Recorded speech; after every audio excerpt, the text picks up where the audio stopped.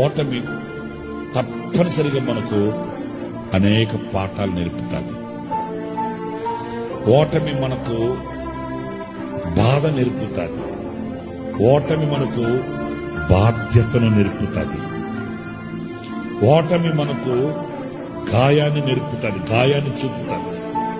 ఓటమి మనల్లో నూతనత్వాన్ని పుట్టిస్తుంది. ఓటమి మనకు వైరాగ్యాన్ని కలిగిస్తుంది. ఓటమి మనకు దూరదృష్టిని పుట్టిస్తుంది. చాలా ఉన్నాయి. జయం ఒకటే, జయించేవాళ్ళు అయిపోయింది. ఓటమి అలా కాదు, తలంచినప్పుడల్లా నీ కళ్ళల్లో తడి తగులుతుంది.